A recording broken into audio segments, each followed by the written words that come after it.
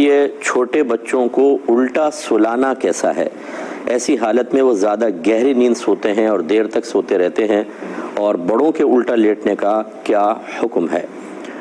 دیکھیں، بڑوں کے الٹا لیٹنے کو تو منع کیا۔ حضرت ابو ہریرہ رضی اللہ تعالیٰ عنہ کہتے ہیں کہ میں الٹا لیٹا ہوا تھا تو نبی کریم صلی اللہ علیہ وسلم نے مجھے اس سے منع فرمایا اور فرمایا کہ یہ اس طرح جہنمی لیٹیں گے۔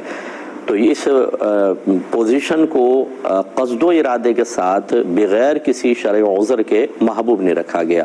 ہاں، شرعی عذر ہو، جیسے کسی کے پیٹ میں پین ہے، درد ہے، یا ڈاکٹر نے سجیسٹ کیا ہے کہ تھوڑا سا آپ الٹا لیٹیں کسی وجہ سے، تو پھر وہ ایک الگ چیز ہوتی ہے، وہ علاج کے زمرے میں آئے گی، وہ جائز ہے۔ یا رات کو سوتے ہوئے توجہ نہیں رہی اور آدمی سوتے سوتے الٹا سو گیا، ٹھیک ہے، اس وقت تو انسان کی عقل کام نہیں کر رہی ہوتی، معاف ہوگا، لیکن قصد و ارادے کے ساتھ بلا عذر نہیں ہونا چاہیے۔ باقیرہ چھوٹے بچوں کا اگر یہ دیکھتے ہیں کہ سیدھا لٹائیں تو ڈرتے بہت ہیں، وہ مطلب چونکتے رہتے ہیں، اور بعض وقت الٹا لٹائیں تو گہری نیند سو جاتے ہیں جیسے سائل نے کہا، تو اس میں کوئی حرج نہیں ہے، چھوٹے بچوں کے ساتھ ایسا معاملہ کیا جا سکتا ہے۔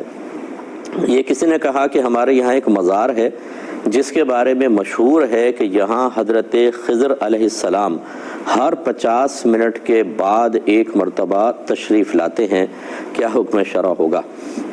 دیکھیں، اس قسم کی باتوں پر بالکل بلیو نہ کریں۔ یہ لوگ ویسے ہی کسی مزار پہ رش بڑھانے کے لیے اس طرح کی باتیں کہہ دیتے ہیں۔ حضرت خضر علیہ السلام کی ڈیوٹی کیا اس مزار پہ لگی ہوئی؟ کون بتائے گا؟ بتائیں، کس نے بتایا؟ کوئی اس کا اصل بتانے والا نہیں ہوگا۔ منتہائے سند کی طرف جائیں گے، یعنی جو بتاتے نا، ایک نے دوسرے کو بتایا، تیسرے کو، چوتھے کو، یہ سند کہلاتی ہے۔ اور منتہائے سند کا مطلب وہ پہلا شخص کہ جس نے یہ بات کہی۔ ایسی باتوں کا منتہائے سند کبھی آپ کو نہیں ملے گا۔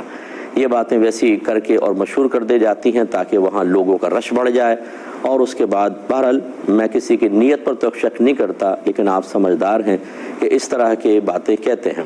اب میں مزار کی نشاندہی کیے بغیر اپنے پاکستان کے ایک بڑا مشہور مزار ہے جس پہ بہت رش ہوتا ہے، اس سے قریب ایک مزار ہے جس پہ اتنا نہیں ہوتا، تو وہاں کے کچھ لوگوں نے یہ معروف کیا کہ جو مشہور مزار والے بزرگ ہیں، انہوں نے کہا تھا کہ پہلے جو بھی میرے پاس آنا چاہے اس مزار پر آئے، پھر میری قبر پر حاضر ہو۔ آپ اندازہ کریں کہ تاکہ بس لوگوں کے اندر معروف ہو جائے تو پہلے یہاں حاضری دے، پھر یہاں، تو یہاں پر بھی معاملہ ہو جائے گا۔ اس قسم کی باتوں پر توجہ نہ کریں۔ اگر آپ واقعی وہ صاحب مزار بزرگ ہیں، معروف ہیں، تو آپ وہاں جائیں حصول برکت کے لیے، کہ ایسی جگہوں پر اللہ کی رحمت نازل ہوتی ہے۔ کسی خرافات پہ حصہ نہ لیں، جائیں کلام الہی وغیرہ پڑھیں، وہاں رہ کر اللہ کی بارگاہ میں دعا کریں اور واپس تشریف لے آئیں۔ کسی نے پوچھا